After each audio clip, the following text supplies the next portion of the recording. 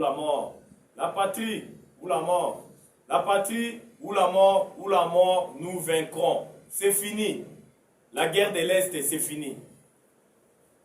Bientôt là, ça sera conjugué au passé. Parce que tout le monde, les Wazalendo, tout feu, tout flamme, plusieurs agglomérations récupérées au moment où je vous parle. Wazalendo, tout encercler Bukavu, aéroport Yakavumu, en 3 km, Bazoé Sabiso Bitumbese, côté déjà. Moukololelo dimanche, la paire a changé de côté. Le M23 est soufflé et l'armée rwandaise est soufflée en cours de munitions. Mon solésalité, la sanction pour infliger na Rwanda et ça li ba effet d'entraînement si na financement ba terroriste M23. Toko ba on a émission lelo. Dialogue to comme na niveau ni na Qatar. Les pourparlers directs entre le gouvernement congolais et le M23. To comme na niveau ni diplomatie agissante ya Fachi Bekton. Gouvernement d'union nationale. To comme na niveau ni ezali bongo ba sijo to ko développer na émission lelo ezali bongo humble serviteur na bino na kombo ya Jonas Ngandu surnommé Charles Onana. To sengi na bino bo s'abonner massivement na ba chaîne na biso parce que bo bandorozo ba information en temps propice, ba information fiable et vérifiable. Pour tous alagana pour na rolobela bino to lobara pour l'amour du Congo, on ne se taira point car le Congo c'est notre dénominateur commun. Ni nezoleka na province ya Sud Kivu. Ni neoleka na Goma. Na province ya Sud Kivu, Wazalendo bazo foncer toujours. Agglomération ça va toujours récupérer. Kabamba récupéré. Kavumu. Wazalendo baza visible. On nous apprend même que au moment où je vous parle, na niveau ya aéroport ya Kavumu, Manduki ezali kolela. Entre Bawazalendo baza couvert dans l'article 63 de la Constitution. A Kongomani, il faut toye baka. Ni ne pesi Bawazalendo pifo. Il y a qu'à défendre l'intégrité territoriale. Parce que l'article 63 de l'actuelle Constitution, le dit que tous les Congolais ont les droits et les devoirs sacrés de défendre les pays et son intégrité territoriale face à une menace ou une agression extérieure. Les Wazalendo tout feu, tout flamme. Wazalendo lobi makambu il y a dialogue. Namboka Qatar na ville ya Doha Itali bangote. Bango bazana pour na ko récupérer intégrité territoriale. Ba village na ba cité na ba agglomération ezana maboko ya armée rwandaise na le M23. Bango bazana nde pour na récupérer yango. Bango baboyi na bango biloko ya lisolo. Yango moni côté na Sud Kivu, armée rwandaise akile aux abois. Bobi ke ba enregistrer plusieurs pertes. Ba wazalendo ba koma ko bundisa bango bitumba moko pona ko réduire toujours l'effectif ya armée rwandaise. Autre le bakana ba émission précédente que le Rwanda a une armée de 33 000 hommes dont la moitié de son armée se trouve au Congo, la partie orientale. Quand la moitié armée na wana bazana Congo, on nous signale que depuis babandi ba aventure na bango sous Fachi Bekton. Il y a résurgence, il y a le M23. L'armée rwandaise a déjà perdu plus de 8000 hommes. Batikala ko perdre Batouboïté. Pour Boébi que AFDEL, RCD Goma, CNDP, M23 bis sous Fachi Bekton, et ça fabriqué toujours par les Rwandais. Leur commandant suprême, c'est le sanguinaire Paul Kagame. Mais le fait que enregistrer plusieurs pertes chaque jour. Tant que vous avez procédé à une incursion, c'est-à-dire, vu que les gens contrôlés peut-être dans les M23. Tant que vous avez une incursion, parce que vous ciblez la position sur l'armée rwandaise. Tant que vous avez bomi bango badimi. Du côté armée rwandaise, vous avez remarqué effectif na bango ezokita. Yango lelo nous signale d'ici quand nyoso M23 zali ko contrôler bazali na carence ya ba militaire. Ba comme un problème sérieux ya effectif. Ben ezana d'ici quand musu bazali sous-souté. Koto baza bloqué, financement ezalité. Bamboka no se pesa Rwanda mosolo. Lelo mingi kati. Prenons l'exemple, il y a les 7 avril awa. Vous voyez que chaque le 7 avril, armée rwandaise, le sanguinaire Paul Kagame na Rwanda, va célébrer la commémoration du génocide rwandais. Oyo Kagame lo baraba kufa 800 000. Oyo comme fond de commerce, mokili mobimbe oyo la kayema wepesa la bango mosolo. Bazora mwa makuta nchitu. Mais tout le monde lo lenge kani. Na diplomatie agissante ya Fachi Beton. Mosolo oyo Kagame banda kozwa na ba Grande-Bretagne, ba Allemagne, France, Canada, États-Unis. Nyonso bakati yango. Ba peone kati mosolo. Ba pesa la bango sur le côté. Il faut que que mboka oyo Rwanda et vivre na ba aide financière. À part ba aide, eza ba minéraux oyo ba piaka na partie orientale ya mboka na biso, les minéraux du sang. Maintenant ba mboka tout wana kati kopesa ye mosolo. Ye mutu aza na budget à 4 milliards na 2018 ya. 30% ya budget na ye uta na mboka ba na mboka ba paya, na ba aide sous forme ya ba aide financière. Oh lelo ekatani. Tout le monde le lenge kani. Kagame a changé. A sali commémoration le 7 avril awa. A fini bamboka tout ba sanctionner. A dit oh ba tout ba sanctionner ngai. Oh ba européens ba américains qu'ils aillent au diable. Je m'en fous. Cela montre à suffisance. Ce que moni muto a commis na mafinga, c'est que muto s'est craqué. C'est qu'azo comme de plus en plus faible. Yango bo moni a commis kolela gima lela. Kolela tongo midi pourquoi? Ngai na kosuka ndenge nini? Pe na commémoration du génocide rwandais esalemaki lundi na mboka na ye. Plusieurs pays batindaki ba délégation te alors que nano esalema te. Plusieurs pays ndenge bayaka na Rwanda baya ko partager compenser na nini compassion na bango na 800 000 Rwanda bakufa bamboka ebele bayaki te baboyaki kotinda délégation. Kagame a commis ko se sentir isolé. Rwanda de plus en plus isolé diplomatiquement na nyonso. Même plusieurs pays africains oyo base bafulaka makolo na bango na Rwanda po bakende ko partager apitoiement na bango na ba Rwandais à cause du génocide wana esalema 30 ans passé. Baboyi kokende. Yango bomoni l'homme azalaki tellement aux abois akomi na mafinga na munoko. Bango bazwaki Tshisekedi le roi Mobutu. Kagame Tshisekedi c'est un homme faible. Tshisekedi n'est pas Mobutu. Tshisekedi n'est pas Mouzé Laurent Désiré Kabila que vous avez abattu dans sa propre maison. On a parlé des membres. Tshisekedi n'est pas Hippolyte Kanambe, dit Joseph Kabila. Un chef de l'État faible avec une nationalité douteuse qui a facilité la traîtrise et l'infiltration au sein de notre armée. Tshisekedi est Tshisekedi avec une mission que Dieu lui a donnée. Tshisekedi n'a pas un mandat, mais il a une mission.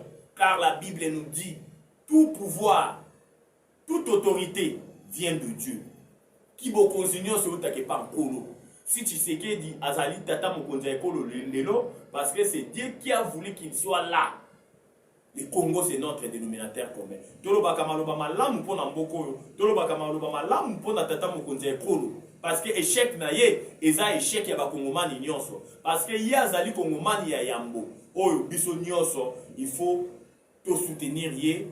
Quand bien même tous en la démocratie, mais tout soutenir ye, tout le baka ya malamu po na ye.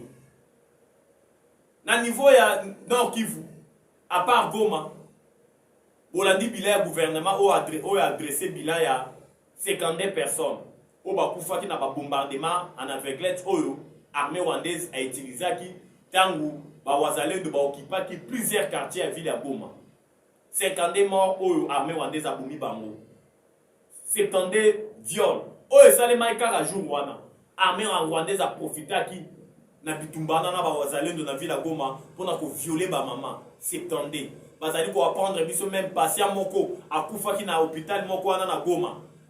Oyo obi ya M23 koyaki ebumaki. Tomoni pe lolenge kani le M23 rupture totale na SADC. Oyebi ke ba force ya SADC etikalaki na Goma.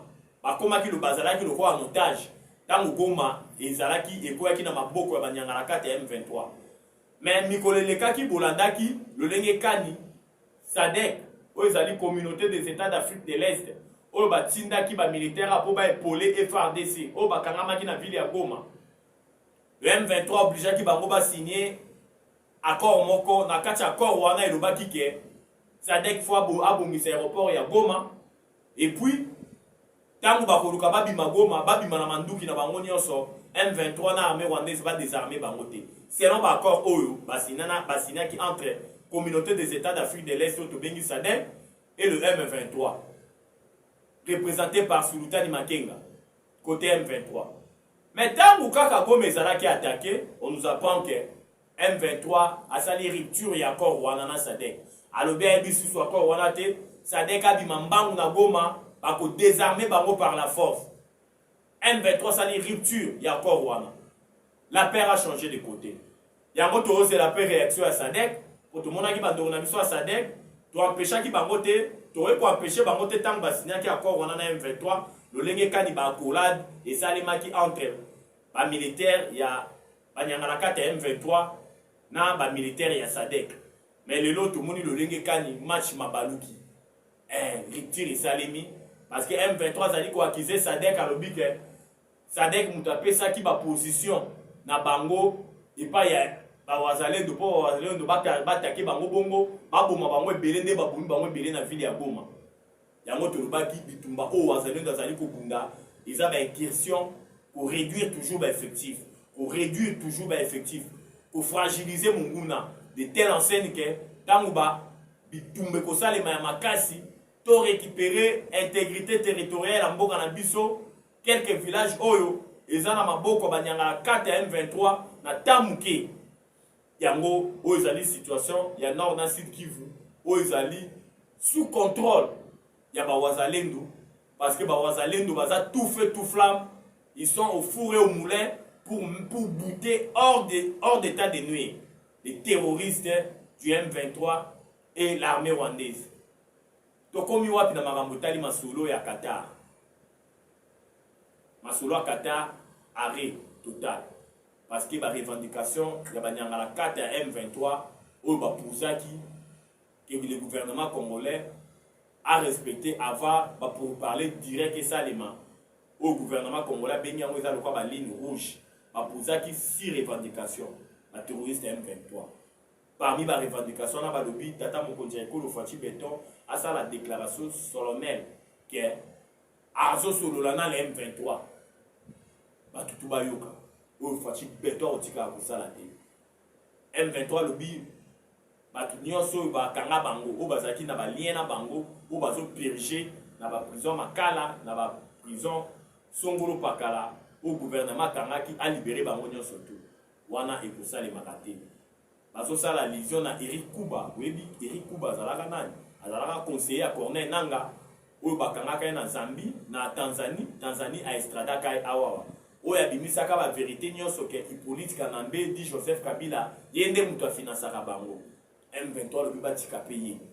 M23 le bidi susu, il faut ba administrer bango. Cela veut dire que ma nyonso bango basali, ba carnage ba bombi batuna Goma. Un crime de guerre, un crime contre l'humanité, un génocide na partie orientale. Le gouvernement boit quand même en main, à Bossana Yango. Basengi intégration dans les institutions. Basengi gouvernement a télémé là des propos excitants à la xénophobie, à la haine tribale. Oyo, bazo marginalisé, Tutsi congolais. Il n'y a jamais eu de Tutsi congolais. Tu es pas Tutsi congolais. Dans le Congo, tu as 450 ethnies. Dans 450 ethnies, on a nulle part balobela ethnie ou est minoritaire.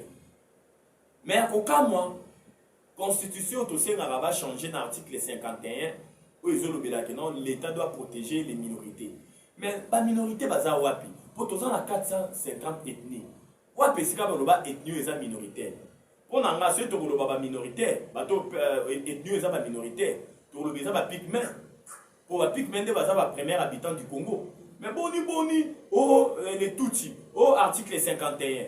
Dans la constitution actuelle, même si Bitumba est distrait bisoté, on doit la changer car c'est une constitution qui fait bon ménage avec la guerre de l'Est.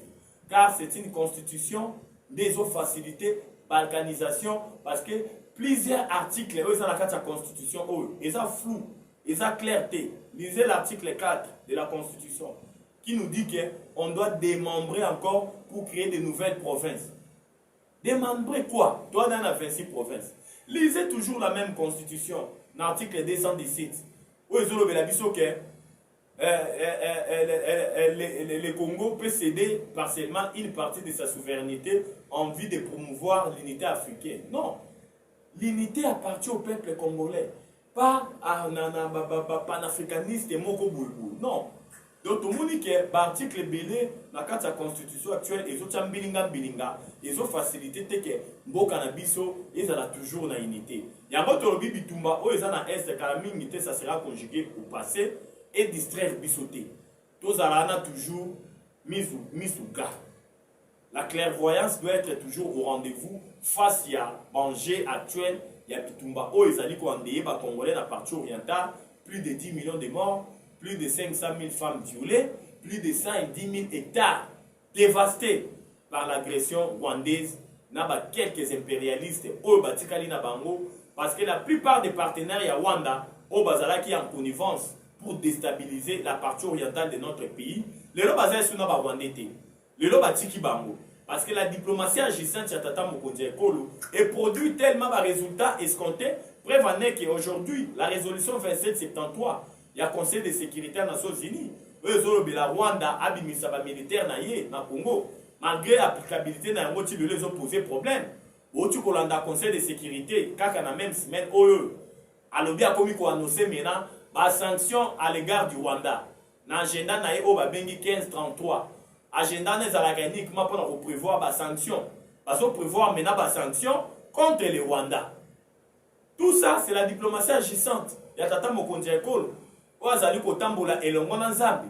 Poto sengaki na kolo Yesu tangu fachi beto zwaki kibokonzi na mboko. Tangu atika ki mboka o na maboko ya Nzambe.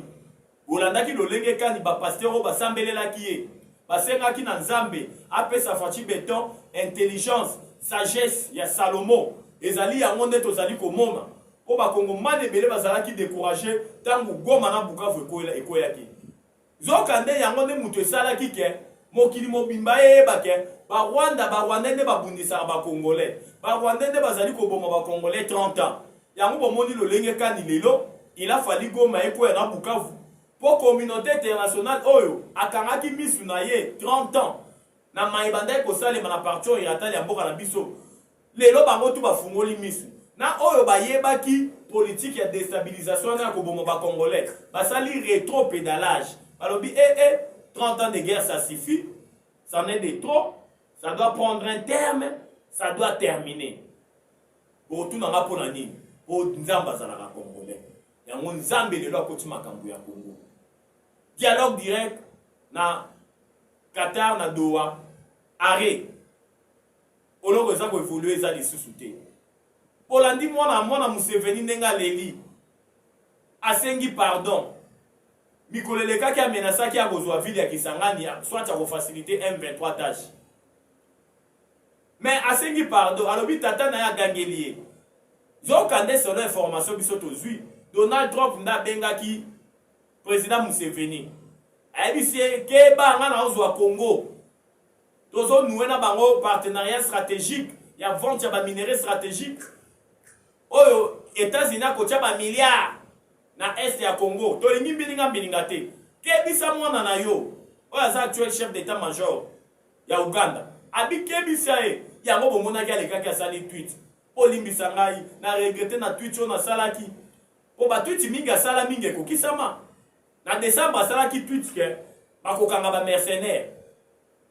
Bakangaki ba mercenaire na biso. Gome kokoya, bomona epe na janvier ndenge gome koya ki.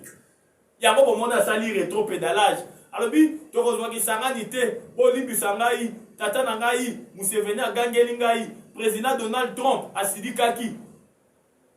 La paix a changé de côté. Tu es congolais. La guerre de l'Est est bientôt. Ça serait conjugué au passé. Parce que 30 ans de guerre, ça suffit. Yakolobi Zalake Bele, oui, qui va chaîne à Bisezali Kambouangunga. À sujet Zalake Bele, nous sommes aborder en Mozalité. Parce que tant et ça la biso défaut.